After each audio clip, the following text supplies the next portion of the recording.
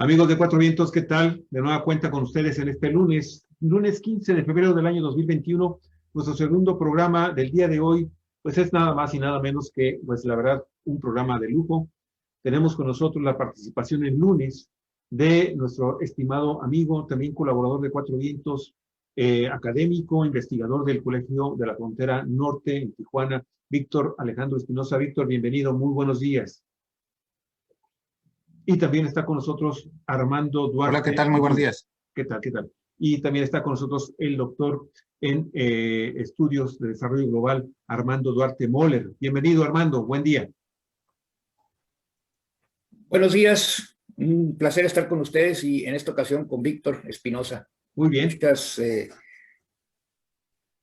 Sí, Esperamos un en saludo un afectuoso momentito para más Víctor. contar con la Igualmente. participación también del maestro en Derecho, Daniel Solorio. Está en un momento más ingresar también con nosotros. Orgalicia, por favor, adelante. Bueno, pues el tema por el que está participando con nosotros ahora también el doctor Víctor Alejandro Espinosa es por su conocimiento que tiene, al igual que Armando y Daniel Solorio, de lo que fue una huelga histórica en la Universidad Autónoma de Baja California.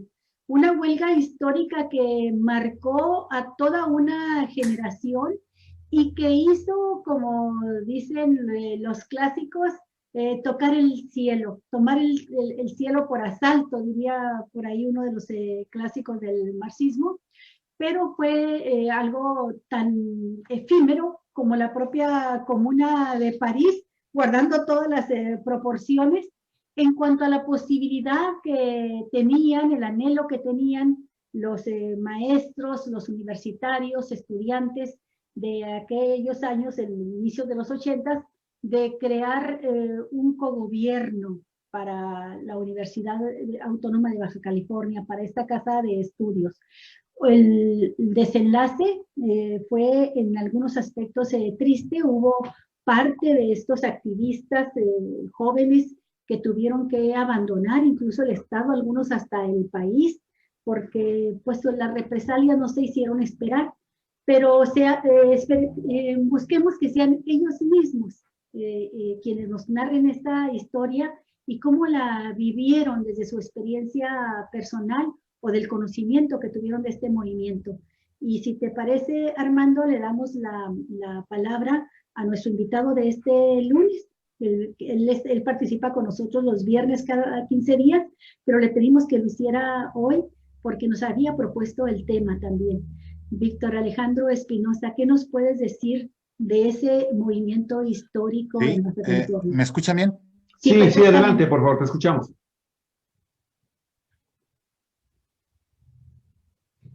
¿Tú sí me escuchas, Armando? Sí, te escuchamos. Adelante. Sí, adelante, Víctor, adelante. Ok. Sí, bueno, pues el movimiento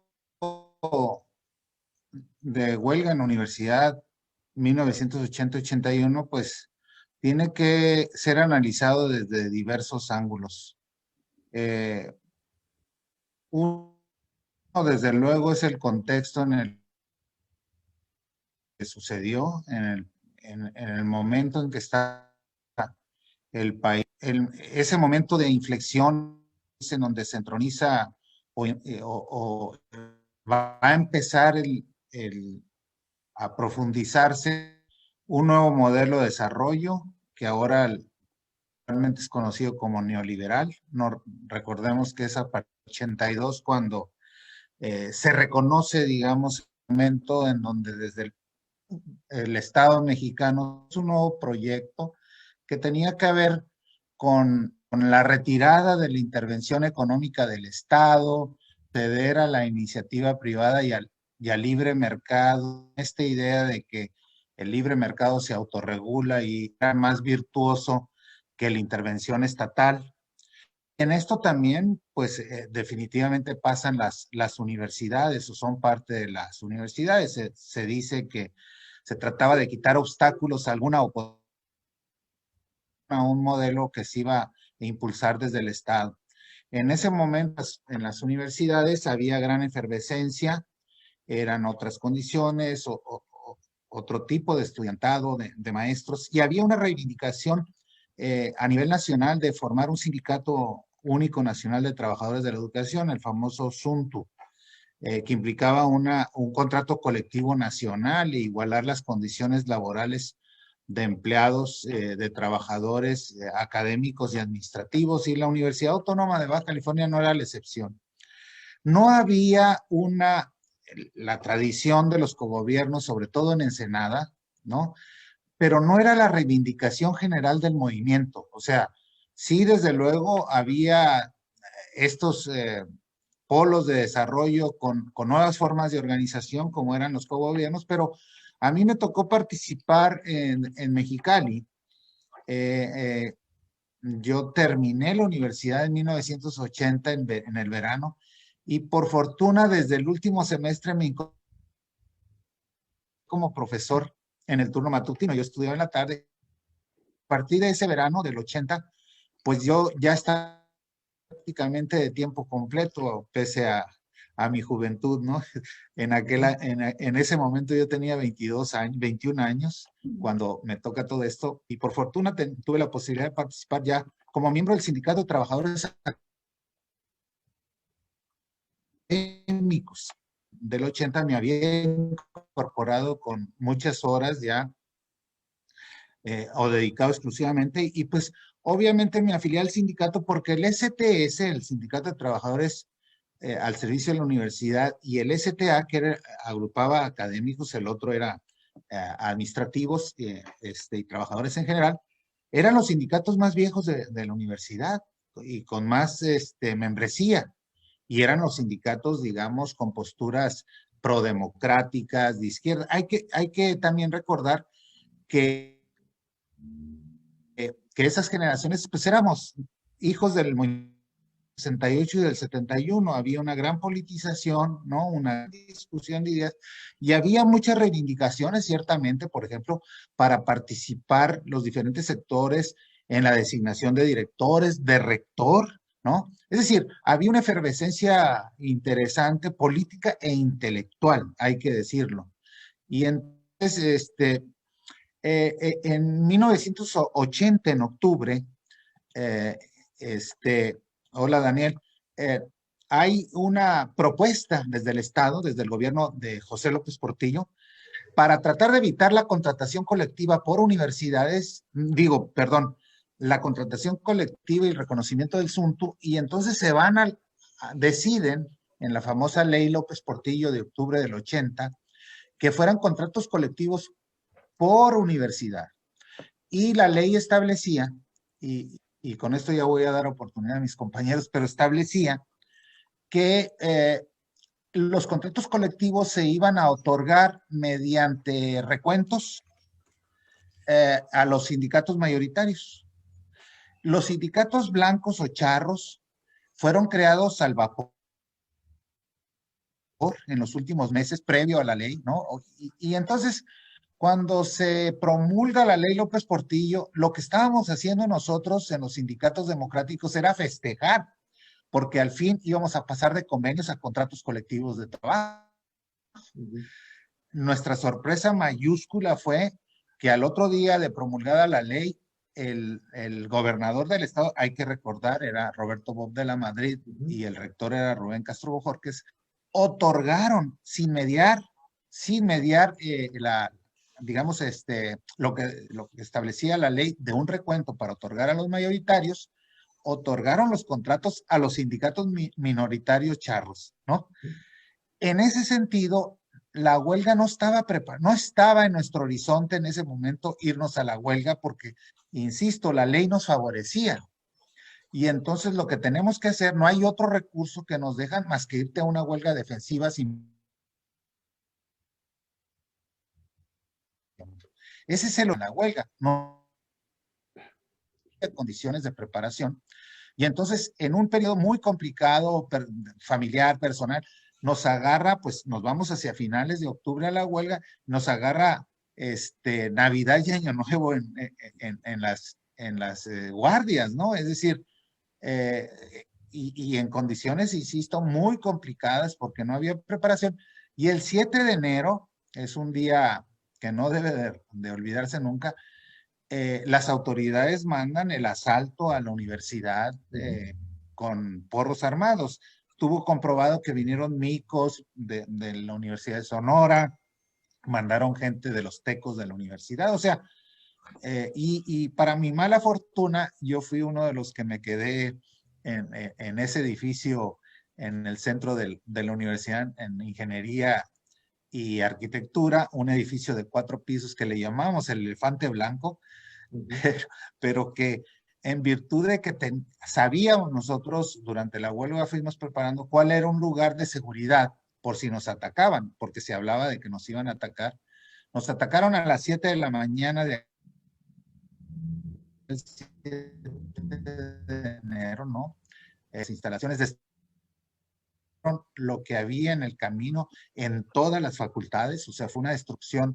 Iban muchos armados, muchos drogados, borrachos, etcétera, y fueron subiendo, y lo que hicimos, 32 de nosotros, nos subimos al 4.º piso, y del 4.º piso a la azotea había una entradita, y ya sabíamos que había una escalera ahí, subimos, la quitamos, y alguien le prendió fuego a la entrada para evitar que nos agarraran. Eso nos salvó la vida, materialmente, porque yo me imagino que tipos armados, drogados, pues hubieran dicho se cayeron, ¿no? O sea, se resbalaron o se aventaron como los niños héroes, ¿no? En pro de la huelga universitaria. Y eso nos salvó. Entonces, pues bueno, el derrotero después de eso fue, con esto concluyo, que ahora sí ocuparon la universidad y dijeron, ok, nos vamos al recuento como ustedes lo están pidiendo. Obviamente, ya golpeados, muchos fueron amenazados, muchos fueron corridos previamente, y cuando llegamos al recuento, pues obviamente lo perdimos, y nos dijeron, ya ven, ¿para qué querían aplicar la ley si ya sabíamos que iban a perder?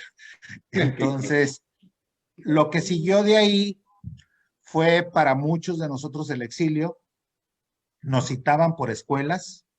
Yo era, insisto, profesor de la Facultad de Ciencias Políticas y Sociales, y nos tocaba un día a la semana, ¿no? De esa semana debió de haber sido por febrero, en donde nos citaban para finiquitarnos. Nos decían, aquí está su cheque de lo que les toca, aquí está un boleto de ida, no de regreso, a donde quieran, pero no pueden regresar. Entonces yo me acuerdo que les dije, no, pues yo no voy a firmar, o sea, no me interesa firmar. Y luego te decían, bueno, pero recuerda que tu familia, tu padre Y se queda. llama tal, tu madre tal, tus hermanos viven en tal lugar. Entonces, ante esto decías, bueno, muy bien, nos vamos. Nos fuimos muchos, por ejemplo, en políticas deben de haber corrido al 90% de la planta. Lo mismo sucedió en Oceanología de la UABC, que eran los más prestigiados del mundo, con 40 investigadores de tiempo completo, deben de haber quedado 2. O sea, se corrió a toda la planta, tuviera o no participación, pero aprovecharon la oportunidad. Y ese es el origen, creo yo, de lo que aconteció después en la universidad, en lo que se vio inmersa en la mediocridad, en el autoritarismo sobre todo, ¿no? Acabar con cualquier vestigio. Insisto, era un momento a nivel nacional, pero también a nivel local, hay que subrayarlo, con un gobernador como Roberto Bosch de la Madrid, ¿no? Que cualquier atisbo de reivindicación de lo que fuera por condiciones laborales en cualquier sindicato eran acusados de comunistas y mandados a erradicar, ¿no? No se en la universidad que tenían un ojo muy claro de que deberían de acabar con cualquier tipo de reivindicación, de pensamiento crítico, etcétera. Y bueno, se quedaron con la universidad, y yo creo que eso explica muchísimo ese movimiento de lo que aconteció o ha acontecido en la universidad después de 40 años, porque festejamos, rememoramos, conmemoramos esta semana los 40 años del movimiento universitario, seguramente el movimiento más importante universitario en Baja California desde de la historia, ¿no? Me atrevo a decir que mucho más contestatario y fuerte y con implicaciones mayores, y no estoy debatiendo de las tomas anteriores de terreno, por ejemplo, ¿no? Este fue un parteaguas que explica muchas cosas a nivel cultural, medios de comunicación, del autoritarismo que quedó en la entidad y que significó para nosotros los que participamos una huella imborrable, digamos, como generación de los que participamos en lo que yo llamaba nuestro pequeño 68, ¿no? En Baja California. Oh, mi estimado Víctor, estaba escuchando todo lo que estás diciendo y yo quiero, antes de darle la palabra a nuestro queridísimo amigo también, Armando Duarte, hacer algún señalamiento importante porque me estoy dando cuenta de que en este momento ustedes representan la generación que participó hace 40 años en ese cogobierno que creo que duró de 1900, si estoy equivocado, por favor, corríjanme, de 1978 a 1991. Son ustedes representantes de estos personajes de muy alto nivel, tanto académico como social, como político, ¿sí? Que de alguna forma nos muestran el temple, el carácter y la enseñanza y el conocimiento que ustedes lograron tener durante este cogobierno universitario. Y es muy interesante porque también ustedes representan las 3 principales ciudades del estado de Baja California que participaron abierta y directamente también en este movimiento. Obviamente, mi estimado Víctor, tú en Tijuana, Armando en Ensenada y pues Daniel en Mexicali, ¿no? Entonces vamos a tener una visión muy importante de de ustedes 3 sobre este tema. Armando, te toca, por favor. Bueno, yo quisiera mencionar que para cuando se inició el movimiento, la huelga, en los años 80, yo ya no estaba en la universidad. Yo ingresé en el 74 precisamente a la Escuela Superior de Ciencias Marinas. Era la única facultad de la universidad aquí en Ensenada. Aparte estaba la prepa Ensenada. Y a mí me tocó precisamente el surgimiento del movimiento en los 70s por la cuestión del cogobierno, particularmente en la preparatoria Ensenada, y luego llega a la Escuela Superior de Ciencias Marinas. Se da ahí digamos, este movimiento impulsado sobre todo por maestros y estudiantes. Aquí en la preparatoria Ensenada hubo un cogobierno que se estableció, aunque oficialmente tenía muchos problemas para ser reconocido, pero estaba, digamos que, operativo. El profesor Migoni era el director de la preparatoria Ensenada. Él asumió una postura en favor de estas demandas del movimiento. Digamos, la base estudiantil y magisterial de la prepa Ensenada y también los trabajadores lo ratifican en el cargo ahí como el director de la escuela, y digamos que se inició todo un proceso. Yo siendo estudiante de la Escuela Superior de Ciencias Marinas, empecé a auxiliar a un profesor ahí en la preparatoria y tuve la oportunidad de impartir clases en la preparatoria sin haber aún concluido mi carrera profesional. Y me tocó vivir muy de cerca todo esto, ¿no? Las asambleas en el auditorio de la preparatoria eran épicas, ¿no? Eran reuniones de horas y horas de discusión y debate sobre los temas Entonces era un ejercicio de democracia muy interesante, en donde los asuntos de la preparatoria se discutían entre los integrantes de la comunidad y se tomaban acuerdos y se establecían líneas de acción. Vaya, era como decías hace un momento, ¿no? Una especie así como de Comuna de París.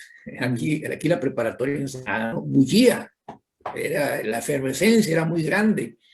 Yo me acuerdo que había estudiantes que estaban en las asambleas hasta altas horas de la noche y decían, pues ya no nos vamos, y se quedaban a dormir en la preparatoria, ¿no? En el auditorio, en los pasillos, en los salones. Era una cosa muy peculiar, ¿no? Y creo que todo esto fue, digamos, de alguna manera, creando las condiciones para lo que posteriormente fue ya el movimiento, vamos a llamarle así, estrictamente laboral, ¿no? Político laboral, por la cuestión del sindicato. Ese ya a mí no me tocó. Yo traía antecedentes. Yo estudié la preparatoria, yo soy de Sonora, la estudié en la Universidad de Sonora, que también la preparatoria era de la universidad en aquel entonces, todavía no existían los Cobach. Y pues conocí de cerquita a los micos, esos que vinieron a intervenir aquí en Baja California. Un grupo de personas jóvenes muy metidos en la cuestión religiosa, pero también con una postura ideológica francamente pues de derecha, y que allá en Sonora, al grito de Viva Cristo Rey, irrumpían en las asambleas estudiantiles a punta de garrotazos para disolverlas. Me tocó algunos enfrentamientos con ellos en la preparatoria de la Universidad de Sonora, ¿no? Los conocí cerquitita y me tocó intercambiar algunos golpes con ellos, porque o los golpeabas o te golpeaban. Claro. O sea, era así, ¿no? Ellos iban, pero sí, decididos a... Y sí, se notaba que no estaban en sus 5 sentidos, ¿no? La ira, la irracionalidad de sus acciones, pues demostraban que estos cuates, más allá de la, digamos, digamos, la intoxicación ideológica, pues había otro tipo de intoxicación también que justificaba, que explicaba más bien ese comportamiento, ¿no? Eran personas con las que no se podía debatir, se les invitaba a las reuniones, oye, vamos a discutir, y pues ellos llegaban tirando trancazos, era la verdad, ¿no? Y bueno, eran grupos que eran utilizados por las autoridades universitarias precisamente para romper los movimientos. Allá en Sonora, lo comento rápidamente, el cogobierno también se instaura precisamente entre 1972. Me tocó participar a mí en ese proceso, conocerlo. Y para el 72 incluso había un periodo de transición con un rector, porque se echó fuera un rector, un médico muy reconocido allá en Hermosillo, pero que fue, digamos, obligado a renunciar, y llega un rector de transición, y al principio pues con mucha mano izquierda, dialogando con los estudiantes, pero llega el periodo vacacional y ocupan la universidad, ¿no? Con las fuerzas del orden, y entonces pues hubo una reacción de mucho coraje por parte de los estudiantes, ¿no? Sentimos que nos habían dado a tole con el dedo, haciendo tiempo a que llegara el periodo vacacional para, no estando presentes en la universidad, pues poder hacer lo que ellos quisieran. Y se radicaliza el movimiento, y bueno, allá sí las consecuencias fueron bastante delicadas, porque hubo varios estudiantes que fueron asesinados en circunstancias bastante oscuras. Se les acusaba de ser miembros de la Liga 23 de septiembre, de estar vinculados a movimientos guerrilleros, pero bueno, había habido el antecedente en Sonora de algunos movimientos de este tipo. El MAR, por ejemplo, el Movimiento Armado Revolucionario, había tenido incursiones ahí en Sonora, y se les vinculó, se intentó vincular, o se les, ante la opinión pública, ¿verdad? Vincular a los estudiantes con estos movimientos que justificaban la represión, y fue bastante seria. A mí me tocó estar en un enfrentaimiento, una franca provocación de parte de personas infiltradas en el movimiento estudiantil, en donde esa provocación generó la reacción violenta de la policía. Y bueno, fue la primera vez que escuché el zumbido de las balas, ¿no? Y yo creo que si hubiera competido en una carrera de velocidad hubiese ganado, porque era una desbandada terrible de estudiantes por todos lados, ¿no? Brincábamos las bardas de las casas con una facilidad increíble. Curioso, la gente nos abría las puertas para que nos escondiéramos. O sea, la gente era solidaria con los estudiantes. Era una situación muy complicada, muy complicada. Y bueno, finalmente la represión se impuso y el movimiento estudiantil fue desarticulado. La preparatoria y varias facultades de la universidad fueron sacadas del campus. A mí me tocó terminar la preparatoria estudiando en las instalaciones de una escuela secundaria. Nos dispersaron a todos, ¿verdad? Y la persecución era constante. Nos ponían cola, como decíamos nosotros, ¿no? Para seguirnos a ver a dónde íbamos, dónde nos metíamos, si estábamos en alguna reunión o no. Y si llegábamos a estar en una reunión y se daban cuenta, nos caían o los micos o la policía directamente. Hubo este acontecimiento que te menciono, donde hubo esta balacera, derivó en la detención de aproximadamente 120 estudiantes. Y el despliegue de las fuerzas de seguridad fue impresionante, ¿no? Entonces, estas cosas eran el contexto de la época en las universidades de México, ¿no? Después del 68, después del halconazo de los 70s, la efervescencia estudiantil era muy fuerte, muy fuerte. Y las posturas de los movimientos estudiantiles también eran, pues, de manera natural, se radicalizaban. Y esto era aprovechado. Metían infiltrados, impulsaban a los estudiantes jóvenes, impetuosos, idealistas, a realizar algunas acciones que justificaran la represión y se iban con todo, ¿no? Y de esa manera desarticularon el movimiento. Creo que eso que pasó en Sonora, que eso me tocó vivirlo allá, aquí de alguna manera también se repitió. Sí. Armando, nada más quiero destacar algo que a lo mejor tú te tocó vivirlo. Fue en el caso de la universidad en el 81 en Ensenada. No nada más utilizaron a porros, a estudiantes de fuera de nuestro estado, capaces de hacer lo que uno no pudo haber imaginado jamás, pero también utilizaron al Congreso del Trabajo. No sé si tú recuerdes que aquí en Ensenada, la Universidad Autónoma de Baja California, el campus de Ensenada, donde está lo que era entonces la Facultad de Ciencias Marinas, en aquella época creo que todavía era Escuela de Ciencias Marinas, estaba tomada con unas barricadas por los muchachos, por los estudiantes y los maestros y los trabajadores. Arribaron también a las 7 de la mañana, muy temprano, un contingente que era encabezado por entonces la directiva del Congreso del Trabajo, que agrupaba a todas las organizaciones del sector obrero, ¿sí? Y campesino del PRI, en aquella época, de la CTM, de la CROC, de la CLOM, incluso de la CNOP. Todos esos grupos llegaron con aproximadamente 200 personas, entre las que muy probablemente iban también algunos golpeadores definitivamente, pero lo que pasa es que encontraron hasta poca resistencia, que no fue tan duro como lo que nos narró hace un momento Víctor Alejandro. Bien, pues Víctor Alejandro, el doctor del COLEF, nos ha dicho algo que creo que refleja muy bien lo que conmemoramos con estos 40 años de la histórica huelga de la Universidad Autónoma de Baja California. Dice: conmemoramos, celebramos, recordamos.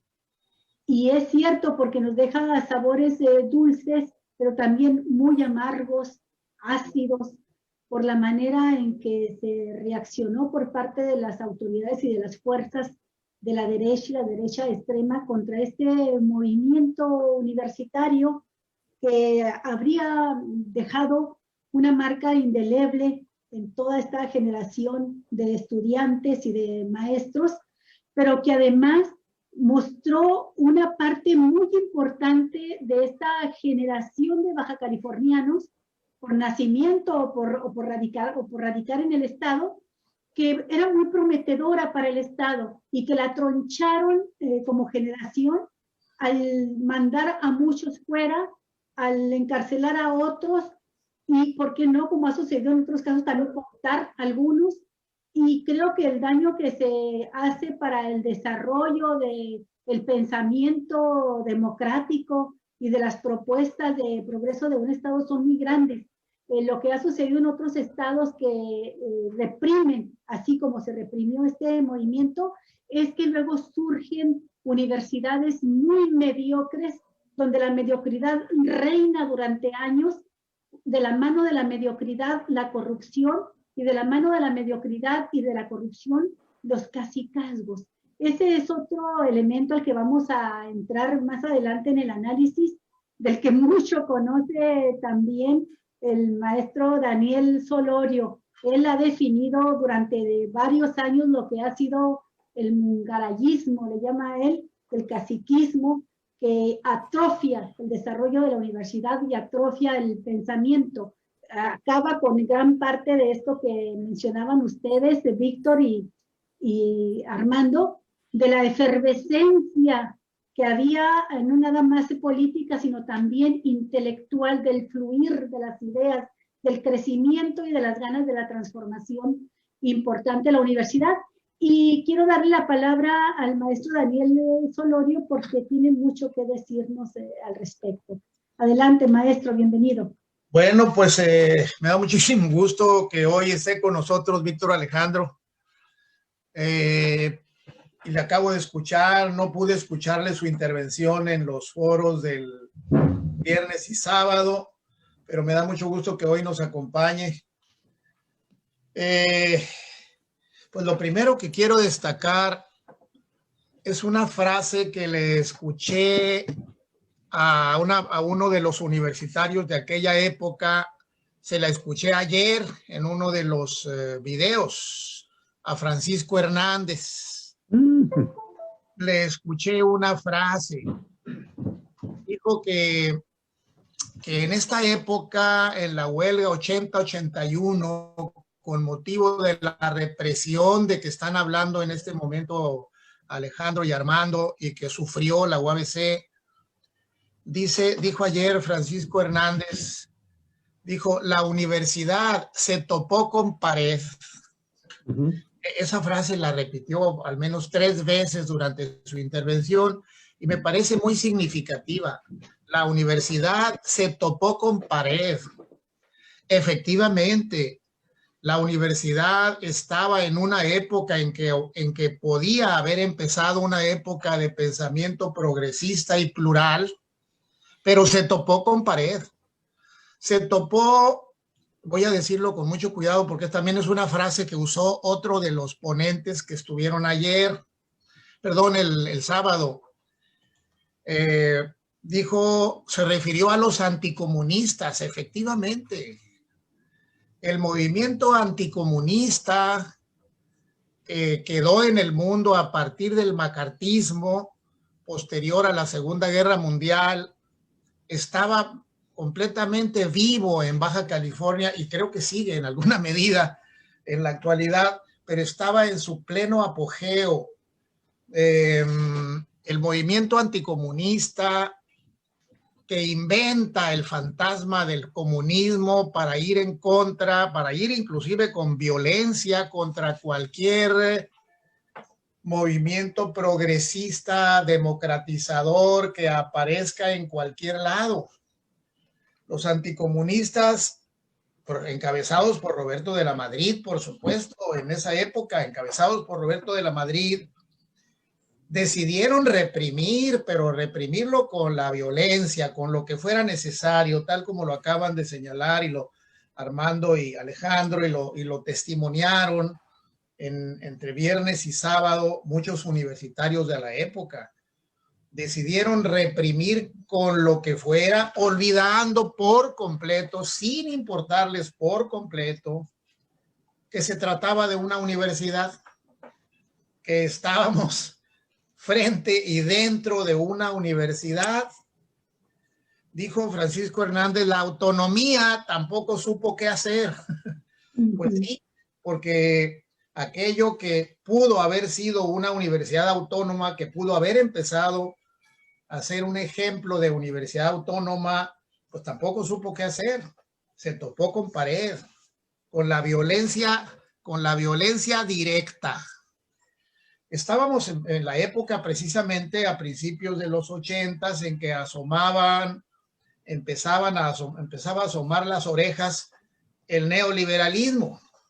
Asomaba sus orejas el neoliberalismo, empezaba eso a sentarse en las esferas empresariales, que dominaron, por supuesto, a los gobernantes de la época. Pusieron a los gobernantes a su disposición y ya no los soltaron por muchos años. Llegamos a la época actual. Les decíamos los tecnócratas. Se empezó a usar la palabra tecnócrata, se empezó a usar todo esto, pero llegamos a la época actual justamente en que el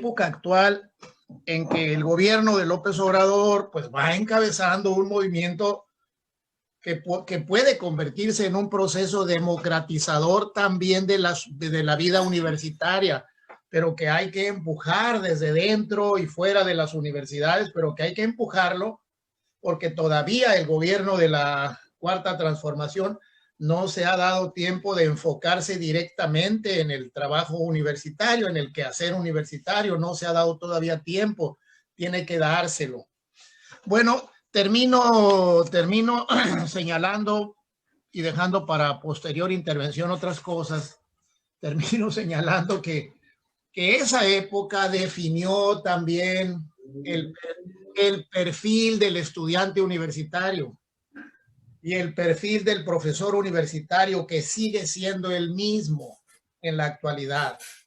Un tipo de profesor universitario completamente desinteresado de todo lo que signifique vida universitaria, pero sí interesado en conservar el empleo, en su trabajo. Yo vengo a hacer mi trabajo, dicen la mayoría de los profesores, vengo a dar mi clase, no me hablen de política, porque yo ya sé. Algunos dicen, porque yo ya sé que aquí no se puede, que aquí no se permite en esta universidad. No me hablen de política de ningún tipo. Yo vengo y doy mi clase y me voy. Y los profesores de tiempo completo o de carrera, como se les llama, no quieren absolutamente dar una opinión política. Es impresionante cómo en la época actual, a 40 años de distancia de aquella brutalidad antiuniversitaria, destructora de la autonomía, que convirtió a la UABC en un gran centro de capacitación en oficios varios. Eso sí, quedó convertida en un gran centro de capacitación en oficios varios, pero perdió la posibilidad de ser una universidad, y eso es lo que hay que rescatar ahora, porque sí, efectivamente, hay gente que te dice, oye, pero si tenemos una universidad que opera pacíficamente, que forma ingenieros, abogados, médicos, electricistas, ingenieros, lo que sea. Sí, pero forma ejércitos de personas ajenas a la política, que piensan, que creen sinceramente que la política es una cosa mala, que lo que importa en la vida es sacar un título que te permita acumular dinero, que eso es lo que tiene que hacer el joven, formarse para ganar dinero, sostener a su familia y ya. La política no es un asunto mío, dice la gran mayoría de los estudiantes y de los profesores universitarios. Ese perfil del profesor universitario y del académico y del estudiante universitario se definió en esta época, justamente en esta época de violencia, en que los estudiantes que participaban empezaron a sufrir extravíos de sus expedientes. Me van a desaparecer mi expediente, decían algunos, y sí se los desaparecían efectivamente. Y a los profesores incómodos, ¿no? Pues de pronto su automóvil se le incendiaba en los estacionamientos, alguien le echaba un cerillo al tanque de gasolina de los maestros rebeldes y explotaban los vehículos en los patios de la UABC. Esto es una... a mí me parece que los testimonios que se están virtiendo en este momento y los testimonios que se virtieron entre viernes y sábado en ese movimiento, no sé de qué manera, yo estaría dispuesto a contribuir en lo que no fuera posible, pero alguien tendría que recoger todos esos testimonios en un buen video, bien editado, bien hecho, en un buen video completo o en un libro. Pero creo que va más allá, mi estimado Armando, Daniel, creo que va más allá, y me gustaría mucho que Lo que pasa es que no sé si esto sea recurrente, pero casi siempre cuando existe una ceremonia, un acontecimiento que tiene por objetivo rescatar las cosas que pasaron años atrás, ¿sí? Terminan en eso, en una serie, y perdone, yo también viví como periodista, es más, fue de las primeras cosas que reporté de manera importante, y recién yo acababa de llegar de Mazatlán, donde había estado trabajando en el periódico Noroeste en el noviembre del 79. Y las primeras cosas que reporté de gran importancia fue precisamente el tema del cogobierno. Y me tocó ver, al menos en el caso de Ensenada, la forma en cómo reprimieron ese movimiento con Roberto de la Madrid Romandía. Pero casi siempre sucede, y yo todavía no me explico cómo es que tantos actores que hubo en ese movimiento, ¿sí?, no han hecho, por ejemplo, un libro sobre esto, ¿sí?, una crónica oficial o no oficial, autorizada o no autorizada, que le diga a las nuevas generaciones qué sucedió en hace 40 años, y que se convoca a Francisco Hernández, bueno, fue uno de los dirigentes importantísimos que tuvo un movimiento acá en Ensenada y en el resto del estado de Baja California, pero nos parece ser que uno se limita nada más a recordarlo, pero no hay propuestas, no hay trabajos importantes de qué hacer ahora que se están conmemorando 40 años. Nos vamos a esperar otros 40 años para seguir hablando de lo mismo. Discúlpeme, a lo mejor yo también he cometido el error de no haber rescatado esa historia como periodista en un reportaje, en un libro, en fin, en los últimos años. Pero si ya hubo en este momento, durante 2 días, una memoria que se estuvo rescatando, ¿qué se puede hacer, Víctor, Armando, Daniel? ¿Qué se puede hacer concretamente para que esto no vuelva a suceder y para rescatar de esa mediocridad, de ese cacicazgo y de ese autoritarismo, de esa mediocridad en la que está sumida nuestra universidad? Sí, y yo le paso la pregunta al maestro Víctor Alejandro Espinosa con este otro aspecto. Creo que no hay posibilidad alguna de plantear un proyecto de transformación democrática de la máxima casa de estudios y con ello también, ¿por qué no?, del fortalecimiento de las nuevas generaciones de profesionistas y de gobernantes, porque hablamos de una universidad que se hunde en la mediocridad cuando es derrotada, cuando son derrotados sus movimientos democratizadores, pero junto con esa universidad que se hunde en la mediocridad, también surgen los más mediocres políticos y gobernantes y funcionarios, tanto de la Casa de Estudios como del propio Estado, del propio gobierno, que son los que van a tomar decisiones fundamentales, ¿no?, para toda la sociedad. Entonces, creo que sí, se trata de rescatar esta historia, de escribir los análisis, los ensayos pertinentes, las enseñanzas que dejó ese movimiento para poder ir hacia adelante, para ver qué propuestas de transformación son las que nos quedan en Baja California desde nuestra máxima casa de estudios. Alejandro. No, pues qué interesante reflexión. Yo nomás le acotaría algo a Daniel en términos de los productos, de lo que se está formando en la universidad, esta idea de formar a gente en oficios varios, pero le añadiría paradójicamente además mal pagados. O sea, esa idea de tener un título para convertirte en exitoso, tener ingresos, pues tampoco es cierta, porque el mercado laboral no lo permite y lo que estamos generando es jóvenes mal pagados con empleos precarios. Entonces, ni siquiera eso está cumpliendo en la universidad, pero ese es un punto, lo que señalan es muy, muy interesante. Yo creo el papel de la memoria y las responsabilidades. Yo creo que en este momento, los que jugamos un papel en aquel tiempo, sí tenemos una responsabilidad de reflexionar y de abonar a la memoria, pero yo creo que los universitarios tienen una responsabilidad primera, porque son los que están en la universidad. Entonces, difícilmente nosotros desde fuera vamos a resolver los problemas del colectivo universitario. O sea, aquí, pero hay una camisa de fuerza que también he señalado yo. Ante una circunstancia como la que padece la universidad desde hace 40 años a partir del autoritarismo, que impide la organización estudiantil de profesores y es reprimida, yo creo que el Congreso tiene una responsabilidad, el Congreso local, una gran responsabilidad. Hay una traba que se llama ley orgánica anticuada, añeja, que data de 1953 y que permite la organización que se da y que reproduce estos esquemas en la universidad.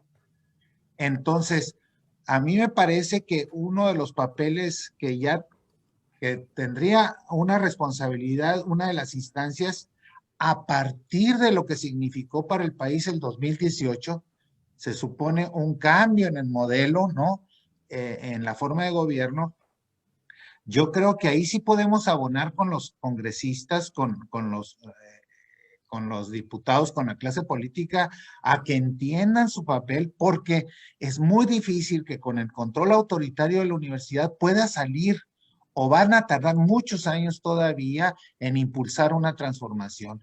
Yo creo que el Congreso local tiene la capacidad legal para expedir y revisar una ley orgánica que está en la base del control autoritario y de los cacicazgos, ¿no? Y tiene que, y uno esperaría que un Congreso al cual ya llegó la mayoría son de Morena, deberían de tener una responsabilidad en este sentido y no estar pensando, a mí me preocupa muchísimo, que la relación con la universidad sigue siendo la misma, es decir, nos apoyamos, ahí vamos como que haciendo que hacemos, no le muevan, no hagan olas, entonces dices tú, pues, ¿cuándo se va a revisar esa ley oral? Mira, y aquí he coincidido con Daniel, creo, la Junta de Gobierno. Yo les digo a veces, con que desapareciera la Junta de Gobierno, habría un cambio fundamental en la universidad. ¿Cómo es posible que 11 personas controlen los destinos de toda la universidad, hagan y deshagan, y tengamos los cacicazgos que hemos tenido, ¿no?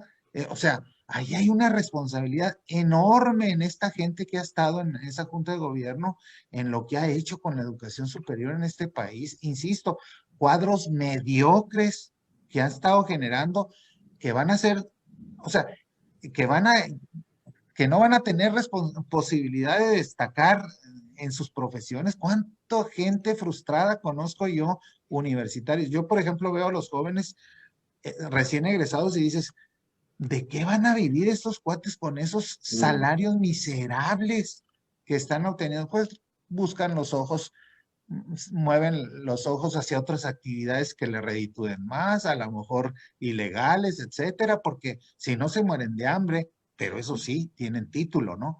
Entonces, yo creo que es un momento importante político en el país como para exigir a nuestra clase política que tome cartas en el asunto, porque ellos sí pueden hacer cambios importantes. Claro, es fácil decirlo, pues, pero desde nuestras trincheras todos tenemos diferentes responsabilidades. Antes, en aquel tiempo, pues todos salíamos a botear y esto, ¿no? Pero ahora yo creo que desde distintas trincheras se puede trabajar en un sentido de transformación, porque yo sí creo, como decía Carlos Monsiváis, en provincia la universidad sí cuenta. Es decir, debería de tener y tiene un impacto intelectual, democratizar, un centro de difusión de ideas, plural, respetuoso, tolerante, democrático, deliberativo. Esa debería de ser la universidad. Miren, concluyo con una anécdota que pasó un año después de este acontecimiento. Recuerdo mucho que fue la devaluación del peso, ¿se acuerdan? En el 82. Sí. Y llegaron los periodistas a entrevistar a un flamante director del Instituto de Investigaciones Sociales de la UABC, que luego fue rector, y luego por fortuna cambió un poco sus esquemas, y le preguntaron qué opinaba de la devaluación, ¿no? Pues querían una opinión académica y dijo él, no, nosotros no, la universidad, los profesores no podemos, no vamos a opinar de cuestiones de política. No tenemos ninguna opinión, aquí venimos, como decía Daniel, aquí es el pensamiento puro y académico.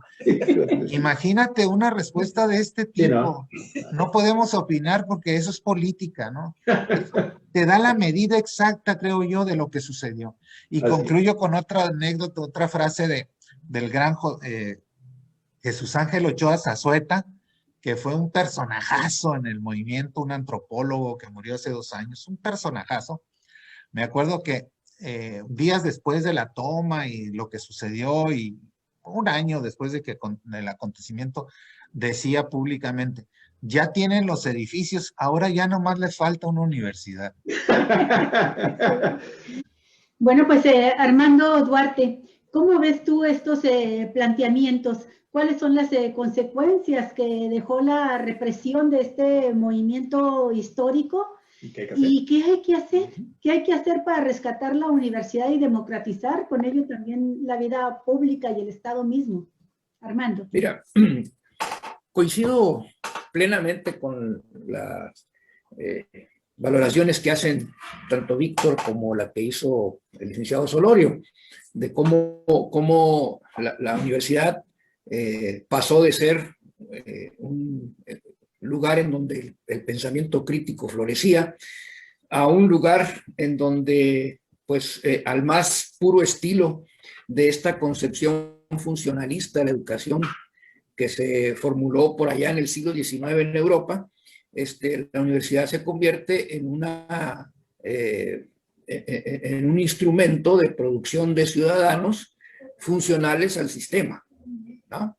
Recordemos que precisamente en el siglo XIX, cuando había una situación de crisis de todo tipo en Europa, estaba formándose nuevos estados nacionales.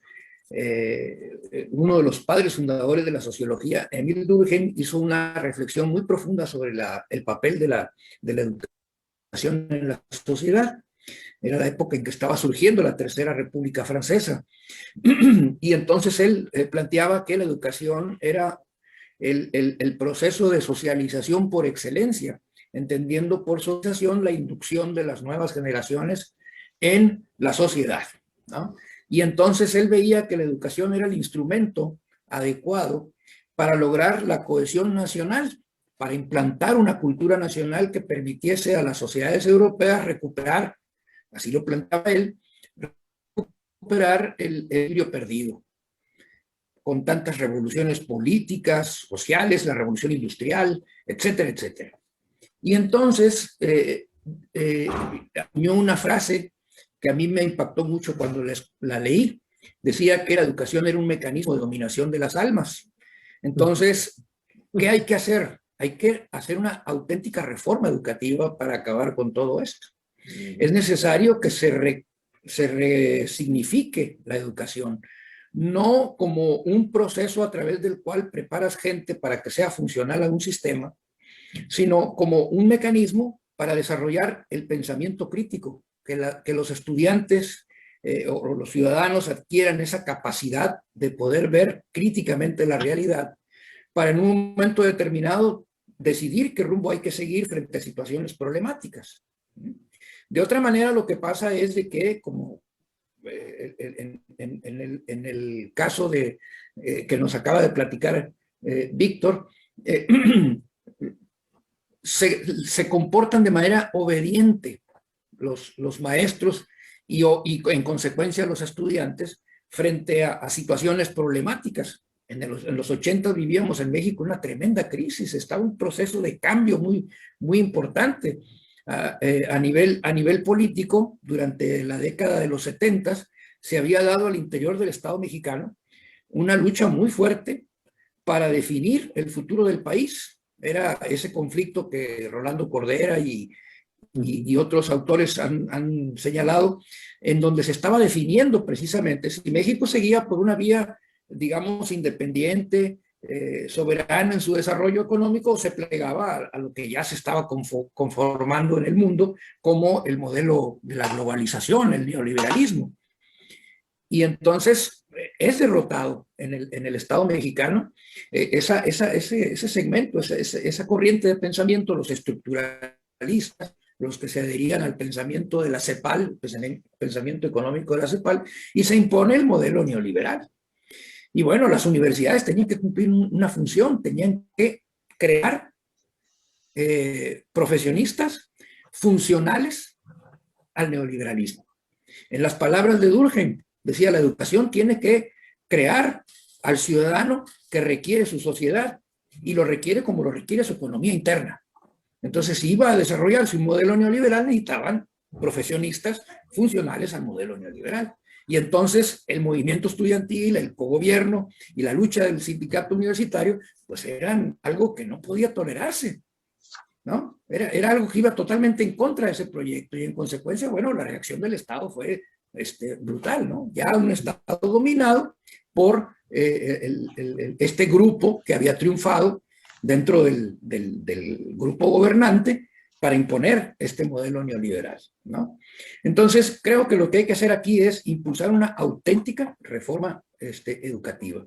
Y ese es uno de los aspectos que ahí están sobre la mesa, que se está discutiendo sobre él, pero que me parece que hay que impulsar todavía, profundizar la reflexión y radicalizar esa reforma, ¿no? Que no sea una reforma educativa que se quede en el ámbito de lo administrativo de la educación, del sistema educativo, de la formación de los maestros, de que si funcionan o no las escuelas normales, que si los estudiantes de las normales salen con un título. El contenido de la educación, ¿sí? Freire decía en alguna ocasión, el acto educativo es un acto político, no se le puede desligar, ¿no? De ninguna manera. Y entonces lo que se ha hecho es pensar que las universidades son asépticas, que no tienen nada que ver con la política, que son como una burbuja y que hay que construir ese ambiente en beneficio de una buena educación. Pues no, no. El resultado lo tenemos y lo han dicho claramente los compañeros. Muy bien. Sí. Daniel. Daniel. Sí, quisiera decir, quisiera decir algo de manera muy breve porque creo que intercala muy bien en el punto de que estamos hablando. Las luchas de los 70s, de los 80s, de los universitarios, de los trabajadores académicos de las universidades, sí. Las luchas de los profesores, de los investigadores de la UNAM y de muchas otras universidades, también de la UABC que apenas empezaba, desembocaron en la reforma de que habló Víctor Alejandro en una intervención anterior, en la reforma a la que se le llamó la Ley López Portillo, que fue escribir en la Constitución un reconocimiento de que los profesores e investigadores universitarios tenían el rango de trabajadores. Y eso fue un gran adelanto, por supuesto, porque estamos en la época, llegamos a la época en que ya había en las universidades públicas profesores de tiempo completo, investigadores de tiempo completo, con lo cual se cambiaba, empezaba una época nueva, porque hasta antes de eso el profesor universitario era un profesional de cualquier rama del conocimiento que iba y daba una clase y se iba a seguir su trabajo en otro lado. Pero empezaron a llegar los profesores de tiempo completo y dijeron, oiga, necesitamos que se nos reconozca que somos trabajadores y se nos respeten derechos laborales. Entonces llegó la reforma López Portillo y dijo, correcto, ya, finalmente después de mucho jaleo, ahí está la ley, la reforma constitucional, son trabajadores. Pero eso tuvo una consecuencia, por un lado buena, por otro lado brutal, porque desde el momento en que los trabajadores académicos fuimos reconocidos como trabajadores en el sentido jurídico laboral, los rectores se declararon patrones. Entonces los rectores de las universidades se declararon, se erigieron en patrones. Y como cualquier patrón de cualquier empresa grande, empezaron a tronar el chicote del patrón, a exigir disciplina. Como la Ley Federal del Trabajo dice que la relación laboral es una relación de subordinación, así dice la Ley Federal del Trabajo. La relación laboral es una relación de subordinación entre un patrón y un trabajador. Ah, bueno, dijeron los rectores, muy bien, ustedes son mis subordinados. Y lo peor es que el profesorado de, por ejemplo, la UABC se tragó la píldora. Se asumió como subordinado. Se tragó la píldora por una confusión, por la confusión de creer que universidad y rector es lo mismo. Por no distinguir que una cosa es el gobierno de la universidad y que otra cosa es la universidad misma. Por no establecer con claridad la diferencia entre que el patrón es la universidad, pero no el rector. Pero no el rector, no las autoridades. Una cosa es ser autoridad universitaria y otra cosa es ser patrón. Eso entró en una gran confusión que sigue plenamente hasta la actualidad. En la UABC hay un vicio muy fuerte en las esferas de gobierno porque se usa mucho entre los cercanos a los rectores o los profesores decir el patrón. Va a venir el patrón es el rector. Entonces, y luego, y los rectores empezaron a usar el instrumento que todo patrón usa. Te quito el salario. Si no me obedeces, te quito el sueldo, te suspendo el sueldo, te rescindo la relación laboral, no me importa que no haya causa. Te rescindo, te corro, te dejo de pagar. Y entonces eso es terrible para cualquier profesor universitario que depende como cualquier trabajador de su salario. Bueno, ¿te pasó a ti, Daniel? ¿Sí? Bueno, sí también, pero eso no me gusta mucho recordar. Bueno, pero tú supiste defenderte. Pues tenía yo, y te fue bien. Tenía yo esa ventaja y sí, a mí me fue bien en eso. Me dieron unas vacaciones. Disfruté mucho. Antes de escuchar sus conclusiones, pues sí. me gustaría mucho preguntarles, y si pudiéramos dar una respuesta lo más concreta posible, me gustaría escucharlos a los tres. Porque obviamente las nuevas generaciones pues no saben o poco les importa lo que fue el cogobierno universitario. Pero yo creo que de alguna forma ese cogobierno también requiere de que se le diga a las nuevas generaciones universitarios y a las nuevas generaciones de baja californianos en qué consistía ese cogobierno, qué era ese cogobierno, cómo eran las clases en el cogobierno. Y yo creo que, Víctor, tú en el área eras estudiante universitario, Armando, eras estudiante preparatoriano, Daniel, no sé dónde andabas, pero me gustaría mucho, de una manera breve, ¿qué era el cogobierno y cómo eran las clases del cogobierno para tener una idea y que esta idealización que tenemos del cogobierno, pues la gente la entienda a cabalidad, por favor? Pues a lo mejor Armando pudiera decirnos más, porque yo lo dije al inicio, el cogobierno solo existía en la prepa Ensenada y en Ciencias Marinas, en el resto de la universidad yo no recuerdo. Yo soy egresado de la prepa Tecate, además muy anecdótico porque mi papá era el director y yo le tomé la prepa, yo le tomé la preparatoria en un movimiento. ¿Le tomaste la prepa?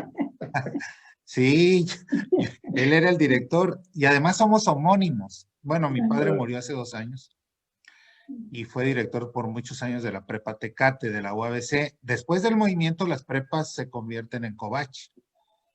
Pero pues ahí, digo, no había cogobierno. Me voy a la universidad a Mexicali. O sea, yo estuve en el movimiento universitario en Mexicali, porque me fui a estudiar la licenciatura en Administración Pública y Ciencias Políticas, y ahí no había cogobierno tampoco. Había intentos, digamos, de participación. Por ejemplo, sí logramos elegir al director de la escuela. alguna vez, pero fue gracias a una movilización y a una presión muy fuerte. Ahí nosotros elegimos a alguien que ya había sido director, Ángel Rivera Granados, el querido Ángel Rivera Granados, pero muy interesante porque se hizo por elección. Y entonces Ángel nos dijo, el único requisito para aceptar es que obtenga el 70% al menos de los votos. O sea, puso Muy bien. y obtuvo como 75. Entonces, así llegó a la dirección. Pero en esas estábamos, digamos, cuando nos tocó se viene todo el movimiento, primero estudiantil yo soy estudiante por la reducción de cuotas, cuando quisieron aumentar las cuotas, luego las luchas del STS y posteriormente la huelga universitaria. Pero, insisto, no había cogobierno en la mayoría de las escuelas y las facultades, pero sí había una gran participación estudiantil y los profesores eran, digamos, aceptaban.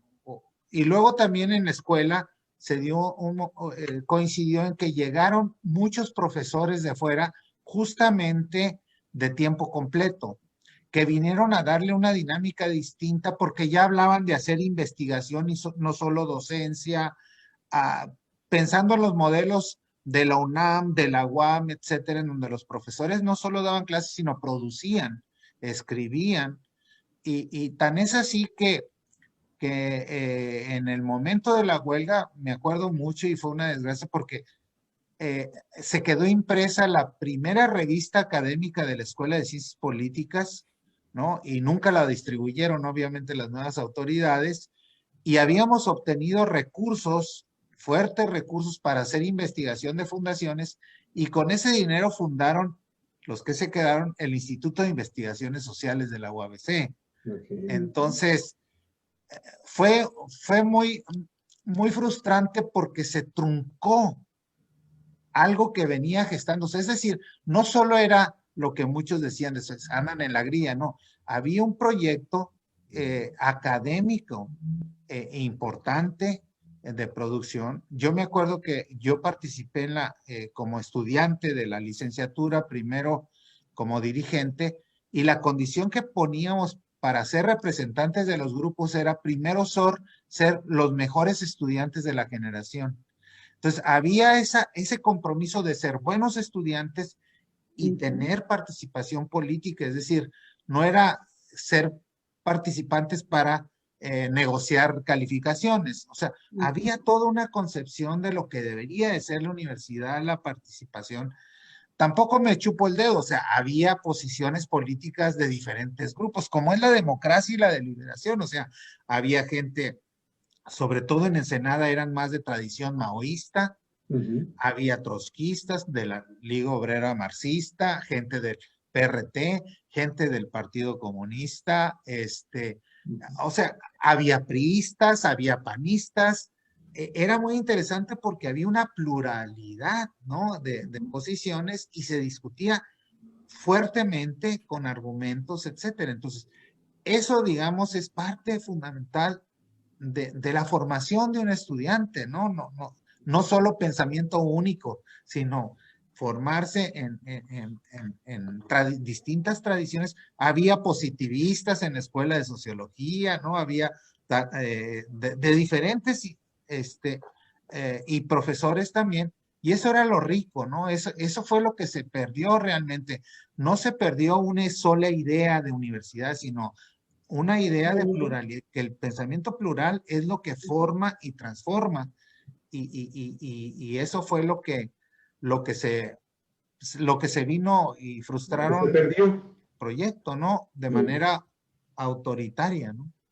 Armando, en tu caso, que sí te tocó vivir entonces el cogobierno aquí en la prepa de Ensenada, me gustaría que no solamente nos explicaras cómo era brevemente, sino también que nos dijeras si es o no rescatable el modelo en el marco de lo que tú mismo has estado planteando, la necesidad de una reforma educativa que yo le agregaría no solamente reforma educativa, sino también necesariamente una reforma de la ley orgánica de la universidad. ¿Es posible algunos elementos de este cogobierno? Bueno, mira, yo viví el cogobierno en la prepa Ensenada como auxiliar de un maestro, ayudándole a impartir algunas clases, porque él tenía, creo que estaba estudiando una maestría, algo así, y de repente tenía que dejar de dar la clase y entonces le entraba yo de emergente, ¿no? Afortunadamente, pues eran materias que yo tenía muy frescas por mis estudios dentro de la Escuela de Ciencias Marinas. Y miré el proceso como, digamos, en un segundo plano. El que participaba activamente era este maestro, que era el profesor titular de la materia, pero me tocó también, junto con los estudiantes de la preparatoria, sin ser yo precisamente estudiante de la preparatoria, pero bueno, iba yo a las reuniones, participaba en las asambleas. Tal vez no sea la voz más autorizada, pero lo que yo vi fue que efectivamente había un ambiente de discusión y de democracia para la toma de las decisiones que tenían que ver con la vida de la escuela. Se discutían muchas cosas, a veces cosas tan elementales como cómo debían de trabajar los empleados de mantenimiento y de limpieza, ¿no?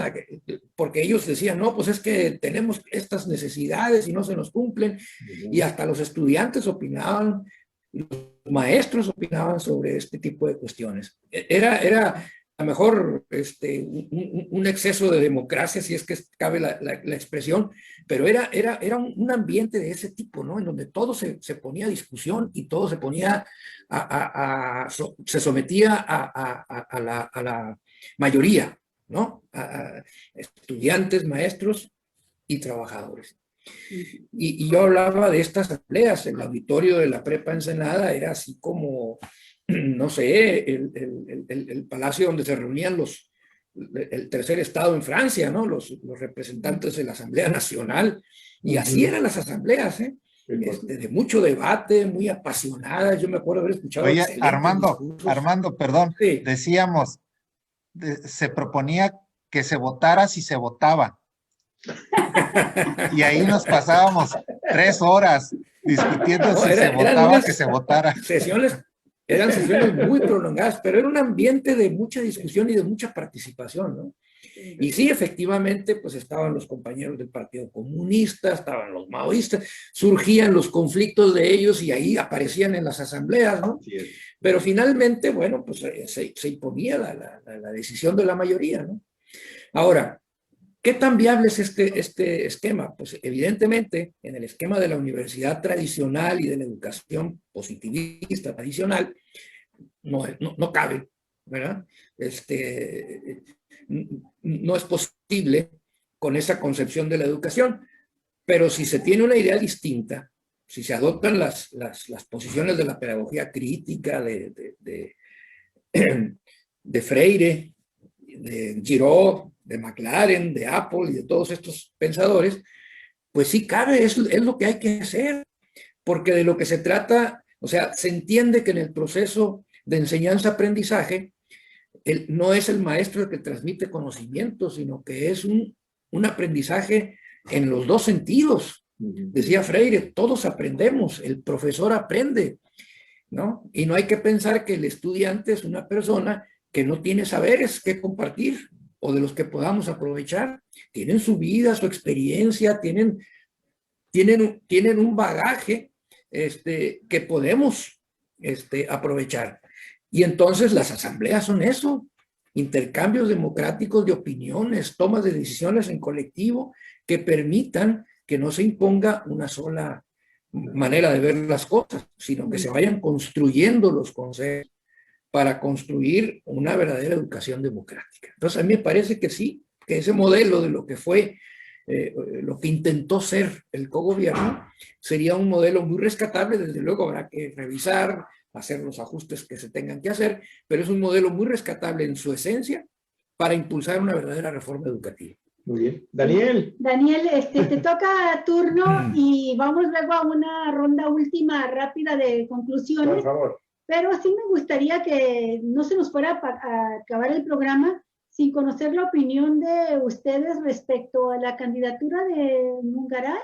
Después de tantos años de ejercer el poder en la universidad, se postula para gobernar el estado de Baja California por un partido como Movimiento Ciudadano, que lo digo entre paréntesis y a título personal, con la responsabilidad que eso implica, pues yo no dudo que muy pronto la unidad de inteligencia o de investigación financiera nos vaya a aportar algunos datos del enorme gasto que está haciendo ya desde ahorita Movimiento Ciudadano.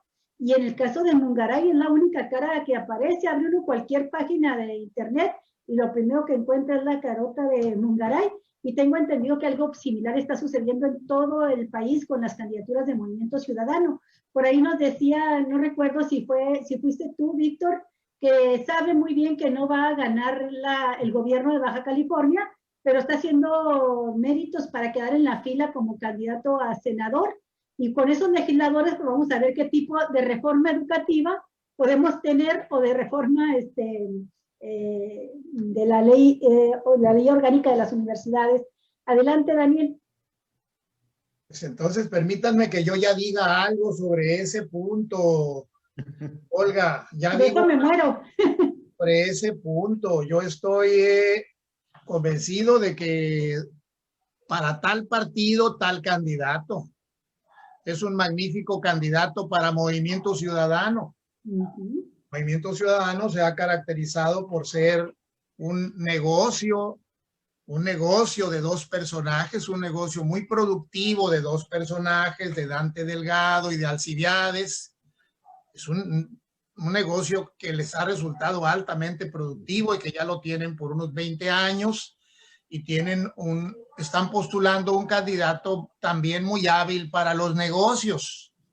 Para los negocios, justamente ese fue el signo de su periodo como rector, su capacidad para hacer negocios con la universidad. Alejandro llegó a la universidad después de haber aprendido muy bien, de haberse dado cuenta muy bien lo vulnerable que es la universidad. La universidad es una institución profundamente vulnerable. Desde el momento en que su gobierno depende de un pequeñísimo grupo de 11 personas, si tú eres el rector de una universidad en que todo depende del voto de 11 votos, basta que tengas 7 a tu servicio. Y con esos 7 prácticamente pones a quien quieras de rector. Y con menos de 7, con 6, tienes a quien quieras de director. Alejandro Mungaray llegó a la UABC sabedor de esa debilidad institucional que está escrita en la ley orgánica de la UABC, porque todo depende de 6 o máximo de 7 votos. 7 votos son muy fáciles de corromper. Así es. Alejandro mostró una enorme habilidad para corromper gente. Es buenísimo para corromper gente. Entonces, ese fue su periodo de rector. Su fortuna personal aumentó mucho, por supuesto. Él era un profesor universitario muy modesto cuando entra en el año 2002 al cargo de rector, sale con una importante fortuna y sigue haciendo negocios porque pudo poner de rector enseguida a Gabriel Estrella y después de Gabriel Estrella pudo poner de rector, por supuesto, a su compadre también, a su amigo personal Felipe Cuamea. Y los negocios siguieron para todos ellos. Después de Felipe Cuamea, pues pudo poner a su contador personal prácticamente, Juan Manuel Osegueda, que por cierto yo estoy agradecido con él, es una buena persona, porque bueno, estuvo dispuesto cuando él entra al cargo de rector, muy gentilmente me llamó y rápido tuvimos un arreglo y me reinstaló. Yo a título personal se lo agradezco mucho a Juan Manuel Osegueda, que terminó el pleito en tribunales. Pero bueno, Alejandro Mungaray es un hombre probadísimo, buen corruptor, espléndido, hábil para corromper gente. Esa es, creo que, su característica principal, y creo que Movimiento Ciudadano lo necesita mucho, le va a ser muy útil a Movimiento Ciudadano porque ese es el signo de ese grupo político también, de ese partido, de esa empresa, ¿no? De ese negocio llamado Movimiento Ciudadano. Pues, tenemos 3 minutos para concluir, Víctor, Armando y Daniel. Víctor, por favor, tus primeros 3 minutos.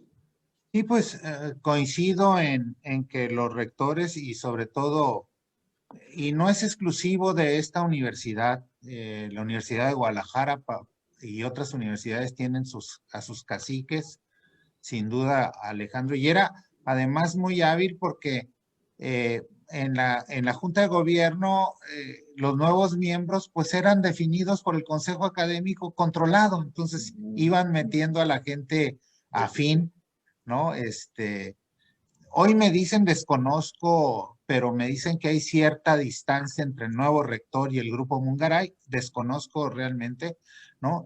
Pero sin duda la habilidad para los negocios está clara.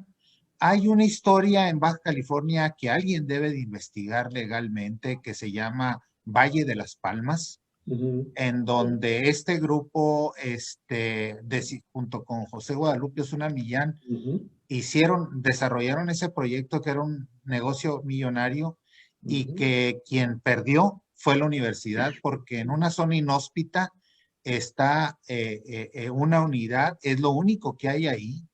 Quisieron darle plusvalía a los terrenos instalando la universidad. Yo me imagino que ahí hubo mucho dinero circulando y hoy es una desgracia para los estudiantes. Es como el Gulag, que te manden al Valle y a los profesores al Valle de las Palmas, un lugar peligrosísimo, inhóspito, etcétera. Yo no entiendo cómo se funda una universidad en donde no hay demanda. Es decir, uno funda una universidad o una escuela donde va a haber estudiantes y no los tienes que llevar de otro lado. Entonces, aquí este es un acto de corrupción gravísimo que algún día debe de ser investigado, yo lo he señalado, ¿no? Y que pues los nombres de Mungaray, no sé si de Gabriel también, alcanzan para eso. José Guadalupe Osuna Millán, sin duda, y bueno, la universidad perdió muchísimo, es una asignatura pendiente para los universitarios.